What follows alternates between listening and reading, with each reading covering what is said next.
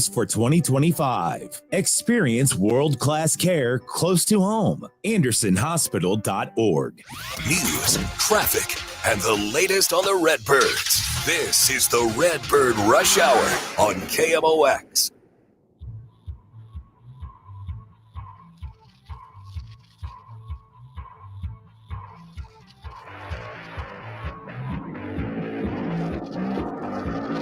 All right, Redbird Rush Hour on a Friday. We got the three of us going, the three amigos, Bernie Miklasz, Matt Pauley, Kevin Wheeler with you here, getting ready for Game 2 of the series between the Cards and the Brewers. So we got a 7:10 start time. It's a little different than the home one. It's 7:15 when it's a home Friday night, 7:10 in Milwaukee. So we'll be starting pregame up at 6:15. So we get to do the full hour today. Guys, let's talk some ball, man. We got a lot to do. Yeah, man. A lot to do. Before we go any further, let's present the dichotomy of the fact that we just came in with 9-inch nails, and Bernie's wearing a Beach Boys Brian Wilson hat right now. Very different areas of music vibe. There. Yeah. A little different vibe. But it's all creativity, man. It's all good. Yep. One very happy, one a little angry. Well, you never listen to the non beach and party. You're right. And you never listen to the. Yep. I mean, Brian Wilson, man, when he switched kind of phases. Yep. Yeah, it was the stuff was pretty deep. Yeah, I only know the hits, and most of you guys haven't heard the beach party happy 9-inch nails. I'll bring that to you guys later on. I'll try to find that. Yeah, there we go. All right, so we got a lot to do. We can just basically split this in half. We can go. We're going to talk about both pitching and offense because both things are a real problem right now. So I'll just do this, Bern. I'm gonna serve to you. Would you rather start with the pitching side or the offensive side? Because we're going to do both in half the show. Well, I think probably the pitching side. Again, both are an issue, but the starting pitching's really just fallen apart. And what you have to look at is, or what I've looked at since May the 25th, their ERA is well over 5, and they're down there around 28th in the majors. And even the month of June, their starting pitching ERA is 6.17, which is 28th and 14th in the National League. And Sonny Gray was going great, but that fell apart last night. Eric Fetty has actually been pretty solid here lately. But from top to bottom, though, it's just it's not a rotation that at this particular time, inspires a lot of confidence. Yeah, you go into the who do you trust metric, and who do you trust at any given moment. And for a while, we trusted Matthew Liberatore. 100%. Yeah. Right now, that's a little bit off. For a while, we were trusting Eric Fetty. Even what Bernie said, and Bernie's 100% right. I still don't think if you went and asked an average Cardinal fan on the street, do you trust Eric Fetty? I don't feel like they're saying yes. What Sonny Gray did yesterday doesn't impact my feeling on him. He's been really good this year.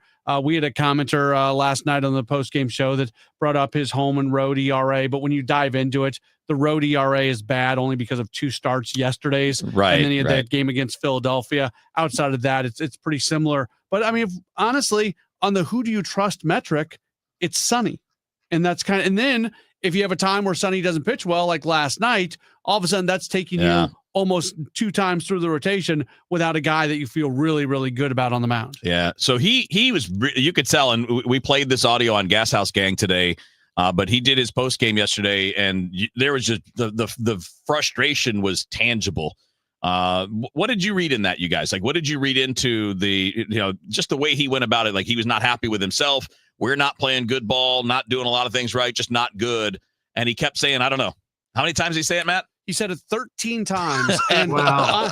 I don't know if I have ever heard Sonny Gray say the words I don't know in the first place. He's one of the most thoughtful professional athletes I've ever been around. You ask him a question, and he's going to answer about 10 questions in his answers. His media sessions go on forever. Yeah. And last night, he did 1 minute and 50 seconds. His first answer was like that. He I forget what the exact answer was, but he dove into it. He was Sonny for that first 25, 30 seconds of it. And then the second question, that's when the I don't know starts. So over 1 minute 15, 1 minute 20 or so, he said, I don't know 13 times. And then at the end, when somebody asked him a question about, well, you had said something, he goes, I never said that. You said that about me. So he was, I say this as an observation, not as a criticism. He was on one last night in his post-game media session. Well, I'll say this about Sonny Gray. You know, he's got. I trust his heart. I know he's going to go out there and compete like hell. He really does. But I think what I took about it, and I was watching it live. What I was thinking of was just that he was really ticked off at himself for the way he unraveled. That was his word in the fifth. But the other thing, you know, he's frustrated, just like everyone else in that clubhouse is frustrated over the turn of events and just the team's fortunes. And how bad it's been. So I understand that. I really do. And Matt, I agree with you. Listen, I'm still a Sonny Gray admirer, but one thing I'll point out is in the last since he's been a Cardinal, he's made 3 starts in Milwaukee and it has gotten like basically destroyed every time. So for whatever reason, and I really did. I wrote it, said it yesterday. Hey, at least the Cardinals got Sonny Gray going for them. They got their best guy on the mound tonight. Well, as it turned out, that didn't matter. I don't know what it is. Well, Milwaukee's really, really smart. And I'm sure they probably have information and scouting information, data information on him that maybe some other teams don't have because they're really, really good at that. Yeah, and I read the same thing in here. I heard a guy that was frustrated with himself, like first and foremost. But I bet a lot of guys in there are experiencing that same thing right now. That you know, there are not a lot of guys that are going right at the moment. And look, that's frustrating, man. I mean, you know, you've got 5 guys in the lineup that aren't hitting. You've got 3 or 4 starters that have gone through it. You know, Liberatore, your 2 best, Liberatore and Sonny Gray are going through it. And then, you know, you've got a mixed bag in the bullpen. I mean, your closer's going through it. I got to believe there's a lot of guys feeling that frustration at the moment, which I don't think is a condemnation. I just think it's how the season goes because 2 weeks ago, they were all probably feeling pretty good. Yeah, it's fickle how much things can change. And, you know, Bernie, your point about Sonny against the Brewers, here's something that just doesn't make any sense to me.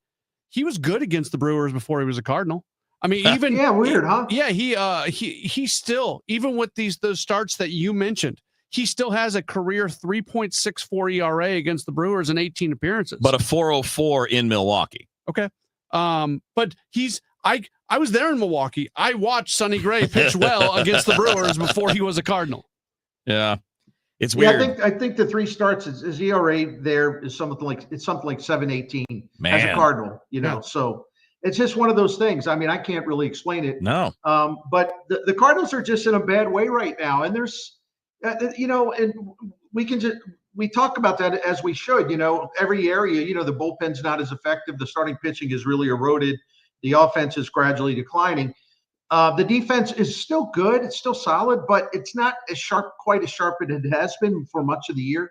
So, you know, it's like everything's kind of gone south and it all at once, you know, and what the Cardinals were doing, guys, is I don't have to tell you, you know, even before this downturn, you know, they would have one area of the team that wasn't going well, but the other areas would pull it up and compensate for it.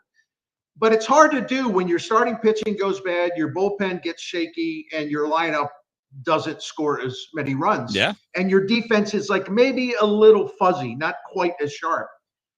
How do you compensate when all areas of the team sort of go bad at the same time? I don't know that you can. And I think when you look at the stretch that came before it, most everything was going pretty well at the same time, right? So we've seen the 2 extremes here over about an 8-week period where you had a 5 or 6 week stretch where you were really great and a lot was clicking, and now it's the opposite. So the hope is, and we'll continue this conversation about pitching coming up in a second, but the hope is that it all kind of levels out again too, and then you can proceed and get back to being the team that or at least something close to the team that you want to be, as opposed to what it's looked like for the last 13 games. We certainly knew you weren't the 18-5 team. Nobody's that. And I don't think they're this team either. There's going to be a middle in there that they're going to settle into. It's Bernie Miklasz, Matt Pauley, Kevin Wheeler with you on the Redbird Rush Hour. We got more pitching talk coming up. We're talking about the lineup too. We're not going to ignore that. Plus a couple of thoughts on guys like Weatherholt and JC in the minor leagues and prospect development, things along those lines. A busy show here on a Friday on the Redbird Rush Hour on 104.1 KMOX. We started Neovitin because we wanted to create a multivitamin for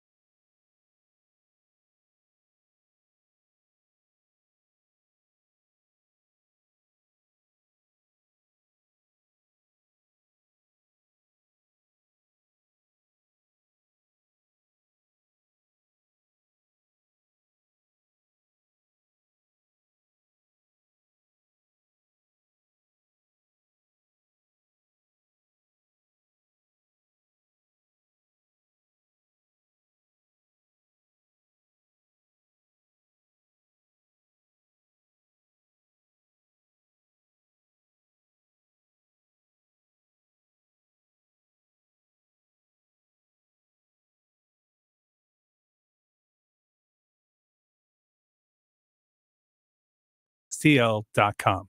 This is the Redbird Rush Hour on 104.1 KMOX.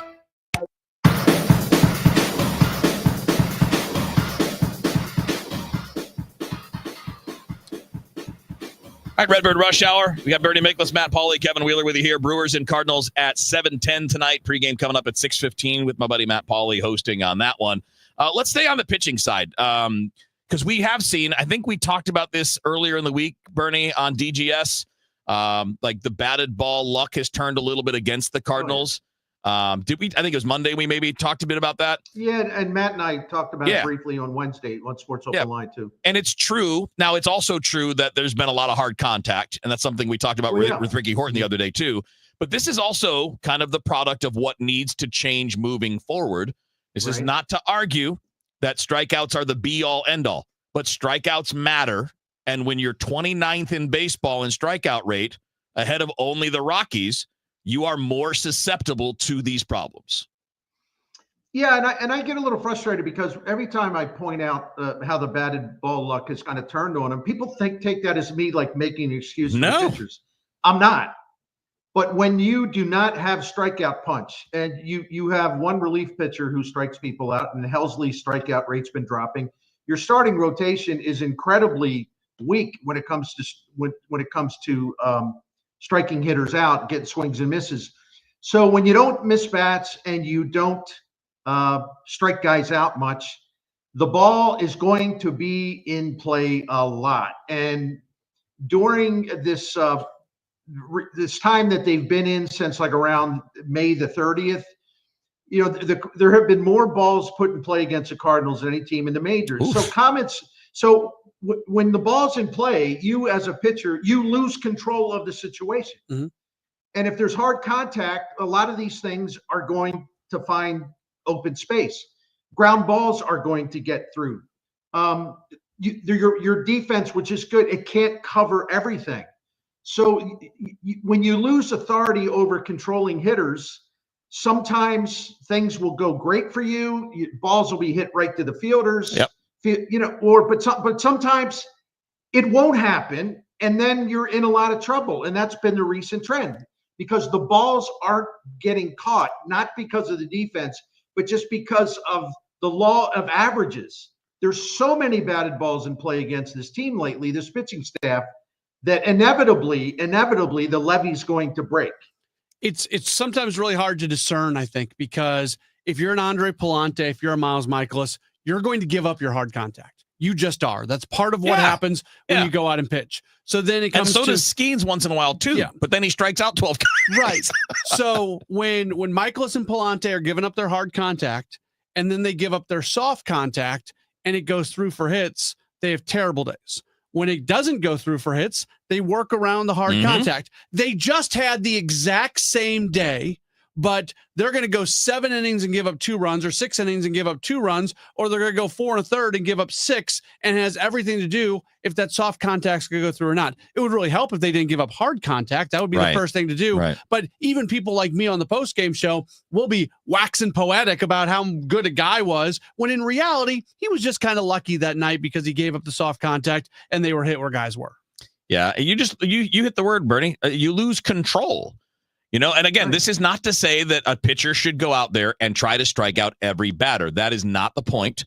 So don't go to that extreme when you're hearing this conversation. But it is important to not be near the bottom of the league as a team. The problem, guys, for the 2025 team is this isn't something you can fix in season. There is no, I mean, like McGreevy strikes out more than some of these guys, but he ain't changing your whole staff. You know, I think Quinn Matthews misses some bats, so hopefully he'll bring that to the big leagues when he arrives. Tekoa Roby can miss bats, and when he arrives, hopefully. So there's some hope, and Chaim Bloom can bring in more guys that do that. But there's no short-term solution. There's no 2025, hey, we're going to find some more strikeouts.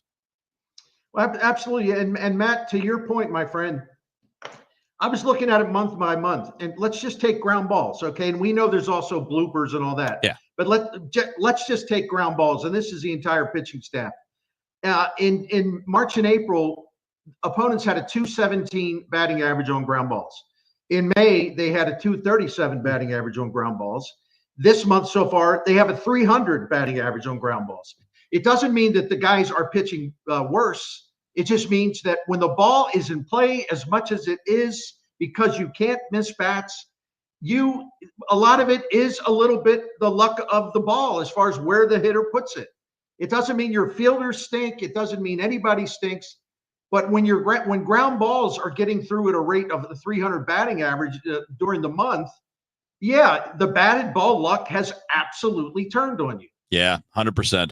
And hopefully, there will be some gradual change on this. Again, hopefully McGreevy gets more opportunities as we go, because at some point you do need to see more. And again, he ain't changing all of this. He's not a 10 strikeout per 9 guy, but he is better than a couple of guys that are in there in that particular regard. Right. Bernie Miklasz, Matt Pauley, Kevin Wheeler with you here, getting ready for Cardinals and the Brewers, game 2 of a 4-game set, 7:10 first pitch. We got more coverage. In fact, we got some offensive talk. We're going to talk about the hitters coming up after the news here on KMOX. This message comes from Viking, committed to exploring the world in comfort. Journey through the heart of Europe on an elegant Viking longship with thoughtful service, destination-focused dining, and cultural enrichment on board and on shore. With small ships that bring travelers closer to the destination, there's more time to explore. And every Viking voyage is all-inclusive, with no children and no casinos. Discover more at Viking.com. Some people just know they could save hundreds on car insurance by checking Allstate first. Like, to check you have your phone first, before the cab pulls away. Hey, thanks, man. No, wait, my phone, come back. It's my boarding pass, credit cards, phone numbers, my life, come back. Checking first is smart. So check Allstate first for a quote that could save you hundreds. You're in good hands with Allstate. Savings vary, subject to terms, conditions, and availability. Allstate Fire and Casualty Insurance Company and affiliates, Northbrook, Illinois. You had a solid retirement dream, sell your home in a few years, bank the equity, downsize, and travel. But with an unpredictable economy and the future feeling uncertain, you're wondering if that equity will still be there when you're ready. What if you could bank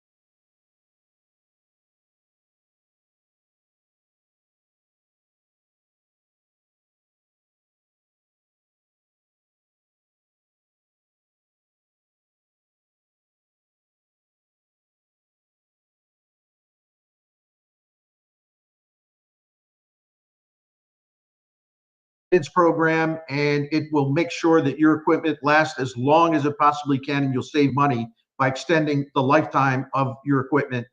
And you also get the peace of mind of knowing that everything is working great and you'll be ready for all 4 seasons. So take a look at all of this, if you will, please, at SaligaHeatingandCooling.com. Thank you. Life insurance. Why are you putting it off? Can't afford.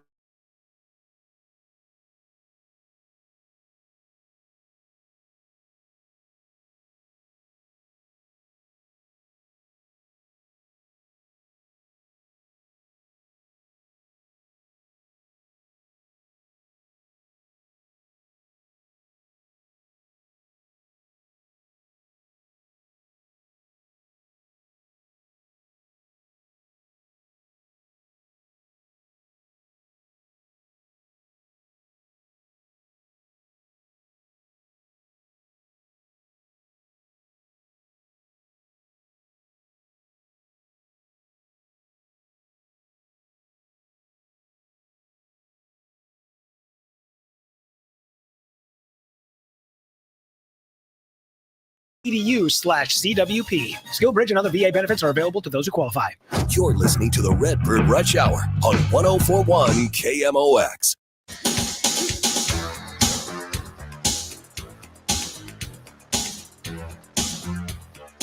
All right, it's Friday on the Redbird Rush Hour. Bernie Miklasz, Matt Pauley, Kevin Wheeler with you. Time for our Game Day Men's Health Peak Performer. Get back to the top of your game with Game Day Men's Health. Go to GameDayMen'sHealth.com. Guys, I picked Andre Granillo today. I thought looked pretty good. I wouldn't say like lights out. You know, he didn't strike anybody out yesterday, but 2 2/3. A lot of soft contact, a lot of easy ground balls. Stuff really looked good. 95, 96 with a good looking slider and a change. I want to see more. I thought he gave you at least something to think about. I liked what he did. I mean, you know, for the first time out, like you said, he looked totally calm and confident and in control. And the strikeouts will come because the slider's too nasty. Yeah. And I was also glad. I don't know about you guys. I'll be honest with you. I thought he went okay. Pitched 2 2/3 last night. Looked good. I really thought he'd be on the Memphis Express factor. Matt, no, I did. Texting that last night. Yeah, I really did. And I, you know, kudos to whoever made the decision to keep him up here, because he'll be ready to pitch again after maybe one more day. Yep. You got to keep him in this bullpen. They've cycled through too many mediocre relievers. I think this guy has a chance. He's got the stuff that it takes to be pretty damn good, pretty darn good. Jeff Jones, who covers the team for the Belleville News Democrat, tweeted out a quote from Granillo today, and he was talking about what he did against righties at AAA, because he struck out 47% of righties. Yeah. He said, if I didn't punch them out, I walked them because they weren't hitting me. Like that was the level of confidence that he had. You know, they mentioned this, like, you know, the big change for him this year is that he's walking fewer people, right? In the past, he walked guys, and I was watching on the TV side last night. I think they mentioned that he said that because he's sharp, you know, he's able to locate better. His slider's a wipeout slider. He's got a third weapon with a change that's not terrible, and obviously throw 95, 96. If you're not walking people, he's going to miss bats and strike people out. Mm-hmm. I mean, so good. It was a good, encouraging sign. Again, we all know it takes time, and guys are going to have, you know, bumps in the road, whatever. But he showed signs. He showed confidence. He didn't look rattled, and that he went through their entire lineup. He went almost 3 innings, so it's not like he only faced the bottom of the order or whatever. Yeah, I'm not sure why it took them so long to put him on the 40-man roster. Good question. This is I'll be honest with you guys. This is a Cardinal thing that just drives me nuts, because it's been going on forever. There's someone at Memphis that can help them, and you always hear, well, we don't have a spot on the 40-man roster. As if everyone on the 40-man roster is like, oh, we can't afford to go without this guy. I've never understood this. The Cardinals have gone through a lot of relievers, and some of them have been pretty bad relievers. And this guy's down there just you know, killing people with punching that slider. Tickets, yeah. And he wasn't worthy of a spot on your 40-man roster because, oh my gosh, every one of those players is great. I mean, I don't understand this. This has been going on as long as I can remember. Yeah, I'm with you on this. It's bizarre. All right, so we're going to do a quick check of traffic, but I want to pick up that conversation and turn it into some offense too. Like, you're struggling for offense. You've got 5 guys that aren't hitting. and you're just going to leave Thomas Saggese in the minor leagues when he might be able to come in here and give you some help in a lot of different ways. Ties into what Bernie's just talking about there. We will come back to that right after a quick hit of traffic right here on KMOX. Traffic from the MichaelsFlooringOutlet.com Traffic Center. Well, this traffic report's a service of Overhead Door Company of St. Louis. We still got a little bit of a backup in the city, or slowdown, I guess. West Florissant or Broadway and through Kings Highway, and then it's still kind of busy approaching Bryan Road all the way out through 61. Westbound 64, Clayton Skinker to Big Bend's a little busy. Slow 364 most of the way to 70. Eastbound 64, a little backup at Chesterfield Parkway West. Slow at the Interbelt. Still multiple problems on 44 in Franklin County eastbound. There are multiple crashes that have a jam from west of Sullivan all the way in through Stanton toward the St. Clair Rest area. And westbound 44 backs up for a couple miles, approaching St. Clair to the west side of town there as well. So it's real trouble in Franklin County. Southbound 55, still a jam. Arsenal down to Holly Hills where he had a crash, and it's rain slowed north of Z all the way down to 61. Northbound's a little busy in that area on 55 as well. And downtown, westbound 64 still heavy approaching Route 3 onto the Poplar. I'm Roger Brand at the MichaelsFlooringOutlet.com Traffic Center. Cash for Clunkers is back. Overhead Door Company of St. Louis is paying cash for your clunkers now. Schedule online at overheaddoorstlouis.com or call 314-781-5200. It's cash for clunkers now at Overhead Door Company of St. Louis. All right, picking back up the conversation on the Redbird Rush Hour, Bernie Miklasz, Matt Pauley, Kevin Wheeler with you. So I want to pick up on that, Bernie, because we were talking about that during the break, and you couldn't hear us because we're in different places. But Matt and I were talking, and I was talking about how sometimes the team frustrates me that they don't maximize the roster in advance of a big series. You've got Jordan Walker rehabbing this weekend. Maybe he's back for the next series. Maybe he's not. But you know your offense is struggling. You know that your left fielder, your center fielder, your shortstop, your injured second baseman, they're all struggling, right? Your DH has come down a little bit. Your third baseman is hit or miss. He's fine sometimes, sometimes not. And you come into this series and you call up Ciani and keep Barrero, but you don't bring up Saggese, who hit 340 while he was here and has raised his average from 250 to 290 at Memphis over the last 3 or 4 weeks. I don't understand. And I also don't understand, by the way, why a guy like Saggese is not seeing at least some reps in left field so you can maximize his versatility, because you know the infield jobs are not going to be his. Yeah, and Matt, I know you feel the same way about this in terms of just because all three of us have said this at different times. And I think we've said it frequently. The one thing about Ollie Marmol is that he needs to give his guys some breathers when it's obvious that they need it. The problem is he doesn't have much faith in his team's position player depth, which he'll never say publicly. But there's a reason why Brendan Donovan, like during the team's 4-9 stretch, he's hitting 190. He's in terms of adjusted runs created, he's something like 41% below average. I mean, win during this same time since May 30th, 47% below average. Arenado, 18% below average. I'm not saying that giving them a couple more days off is going to cure everything, but I'm just saying you can tell when guys are ragged and they're tired. Donovan's been playing hurt. He shouldn't play hurt if that toe was an issue. So what is, first of all, during this whole time since May 30th, Jose Barrero's made 3 plate appearances. Right. And since May the 6th, he has started 2 games, and all have been in center field. Mm-hmm. So with Arenado intense and getting tired, Donovan getting tired, Wynn getting tired, you mean to tell me Thomas Saggese couldn't get enough at-bats out here to justify his presence? Frankly, I think that's preposterous. It just simply doesn't make any sense. And no one will convince me that it does make sense. I think sometimes some version of the words, but what if, are being used too often on some of these decisions. Yeah. Because you can say, well, Ciani's hitting well. He's hitting 313 over his last 17, over his last 20 games at Memphis. And you can get some playing time for him, just like Bernie says. Even if it's just for a week. But what if some outfielder goes down, you don't feel comfortable with what you have? Well, you got to get Ciani back there because you got to have coverage. You got to have cover. It's amazing. Yeah, I always talk about like the worst possible scenario. What is the worst possible scenario? I talked about this a lot when last year when we talked about using Herrera and Contreras in the same game when those were only the 2 catchers. Right. Worst possible scenario is that Contreras gets injured behind the plate. Herrera has to go behind the plate, and you absolve the DH for 4 innings. Yeah. That's the worst possible scenario. Right. And you're making roster decisions on these, but what ifs? And that frustrates me sometimes because I'd rather the roster decisions be how do we win? How do we put a roster where everybody contributes to wins? Yeah, that gets back to my same point. Weatherholt's an infielder. Wynn's going to be here for a long time. You're not moving Arenado's contract.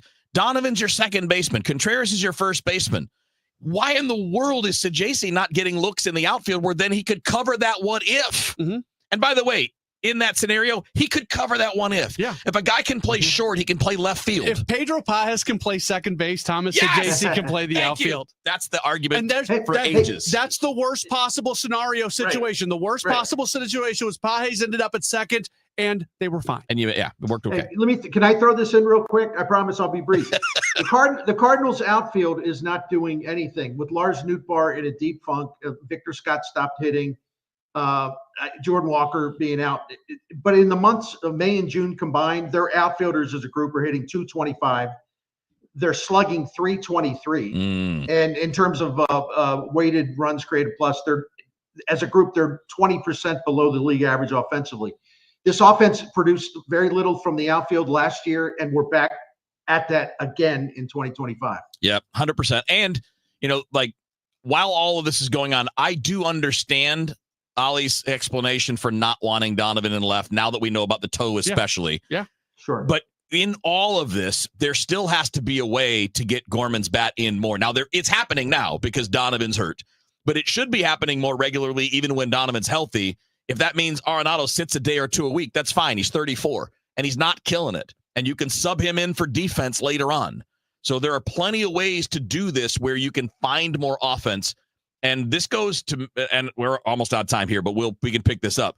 But this goes to a thing that I think has got to be better moving forward, especially under Chaim Bloom moving forward. They need to be more adaptable to what they need in the moment and build a roster that's not just covering positions, but that's giving you danger, that's giving you choices. So if you're coming into the game late tonight and you need a pinch hitter against a left-handed pitcher, your best option's probably Pozo. Yeah. And he's fine. Not probably. It is Pozo. He's fine, but he's a low OBP guy. He's a backup catcher. It wouldn't be bad to have. And again, I don't think you want Sajaci up here to sit for a long time. No. But if he's up here for 10 days and he plays 4 or 5 times, that's fine. And then when you're whole and Walker's back and other guys are coming together, he can go back down, right? Right. All right. I'm not Absolutely. crazy. Thank God. No. Absolutely. Right. Bernie Miklasz, Matt Pauley. Yeah. It's not all or nothing. No. There's middle ground. Yes. Amen. Bernie Miklasz, Matt Pauley, Kevin Wheeler with you here on the Redbird Rush Hour. We got one more segment to go in a second. First up, let me tell you about my friends at Game Day Men's Health. You'll find them at GameDayMen'sHealth.com. Look, I'll just bottom line this for you.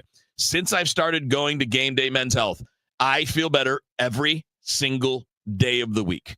Every day. No matter how easy a day it is, no matter how hard a day it is, because we found something that wasn't going right for me. My testosterone was down, guys. I didn't know that, but it led to feeling tired. Your legs feel heavy. You're dragging. You're not recovering from workouts. You don't feel as good every day. So we found that was a problem, and Game Day has a solution, which is the TRT, testosterone replacement therapy. Maybe that's not your problem, because what they're going to do is find out what's going to work for you. You go in, you take a blood test, you go through an hour-long consultation. They're going to go through all the things you're going to need to know. They have options for ED treatments, medical weight loss, peptides, which can be, it's like if you're training for a marathon or you're training for something, you can get a boost, although they're for more than that. But they have all kinds of options to get you feeling the way that you want to. Everything is overseen by board-certified physicians. The staff are great. It's a comfortable environment. Everybody there is an expert in what they're doing. And you get quoted one price up front, and you're going to have that price all along. It's not going to change. Add this, subtract that. It's going to be the same. That's how they take care of things. Now, I go to the Chesterfield and the O'Fallon, Missouri locations. There are 3 area locations. You can find out more at GameDayMen'sHealth.com and get back to the top of your game with Game Day Men's Health. Hey guys, Glover here for my friends at Cantor Injury Law. So as you know, I'm a lawyer, haven't practiced in a long time, but I did plaintiff's work and defense work, so I have a pretty good understanding of it. I have a pretty good idea of who's who in the firmament of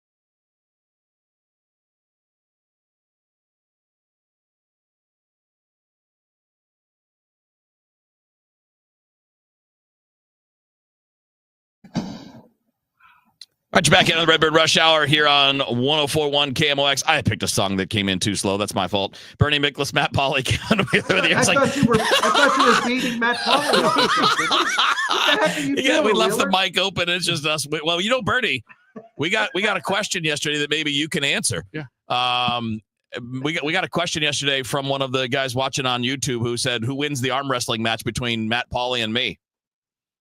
And we felt like it's muscles. I'd have to take you. No oh offense boy, to all good. that, so. All right. Yeah, but like Matt's got a lot. The first thing I thought of is, well, my arms are short, so he's going to get over top on me. But we got to figure this out logistically. Well, you sort of have that Tyler O'Neill physique, and we knew he would break down, right? We Yeah. knew he was fragile, so maybe you got a point. Something will break, and then Matt wins. It'll be that easy. Maybe you got a point. That's right. All right, so let's expand a little bit. We don't have a ton of time. We got like 4 minutes, but we can do this because you brought up something interesting today on DGS, Bernie, when we were talking about J.J. Weatherholt, who, one, needs to be at Memphis sooner rather than later. He's dominating Double-A, but also he's played minor leagues. He's played 57 games at shortstop, which is a position he's not going to play in the big leagues.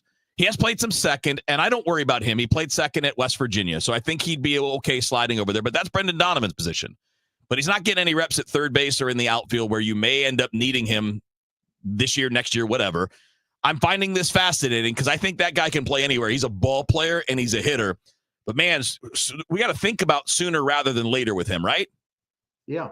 I agree because you can put him anywhere in the lineup, but again, they've created a log jam. And to your point earlier, the smart play would be someone that fast who covers that much ground can play in the outfield for them, and their outfield is pretty weak offensively as a group. So, what are they going to do? Are they going to keep him in the minor leagues longer than he really should be there? Because it's like, well, where do we put him? Type thing. And see, this is another Cardinals thing that drives me up the tree. I don't understand it. If a team's got a bad offense and you think enough of a guy, you drafted him 7th overall, and he's doing everything down there that you thought, and he is coming on fast. You haven't even moved him to AAA yet. Why? Because, well, we don't have any room in the majors. Well, here's an idea. Make room. Okay. Do we see a Hall of Famer out there in the middle infield or left field or wherever you could put him? I don't think so. His numbers right now, if you in his last 8 games, he's hitting .517 with a 1400 OPS. He's 15 for his last 29. He walks too. Yeah. He walks and walks and walks. Yeah. And I think there's something to be said too that mentally, that dude's a big leaguer. Yes. No doubt. He's a big leaguer. Like, that dude knows he's good. He's not going to be shy. He's not going to be fragile. I mean, I'm not saying he's going to be a star. You never know, right? He could just be a guy. But he's not a fragile player. He's not somebody you got to be careful with. He fit in perfectly fine at big league spring training. He got a lot of time. He hit the first home run of the Cardinals in big league spring training. Even when he started not recording hits, and he still looked like he belonged. You're 100% right when you say that. Yeah, I'm sorry, man. I'm being rude there. It's tough because my headphones are acting up anyway. No. What I said this about Weatherholt, and I really mean it. And please understand the context. As soon as I saw him doing his thing, I thought, you know what? That dude's got a lot of Bryce Harper in him. And it's just like, oh, Bernie, you're saying he's Bryce. I'm not saying he's Bryce Harper. No. I'm saying the personality. It's like he walks into the box. He's like, all right, what do you got? I'm good. I can hit. Yep. Just nothing scares him. Nothing. Yep. So, and they need that kind of guy too. Yes. Because they have some fragile guys, unfortunately. Well, he'll be here soon. And who knows, maybe the whole idea is, he makes the opening day roster so you have that chance at Rookie of the Year and the bonus picks and all that kind of stuff. But, and I don't mean now he's got to call up, but let's start making that process easier. Get him to AAA, get him some experience at the spots you might need him. And we could start talking about one of the best prospects in baseball, maybe being next year's Rookie of the Year in the National League. That's going to do it, boys. You guys have a great weekend. Everybody listening, have a great weekend. Matt, have a nice night. You got pregame coming up in a few minutes, postgame after that. 15 minutes, we'll get rolling. There you go, 6:15 for pregame, 7:10 first pitch. That's coming up between the Cardinals and the Brewers here on your home for the Cardinals, 104.1 KMOX.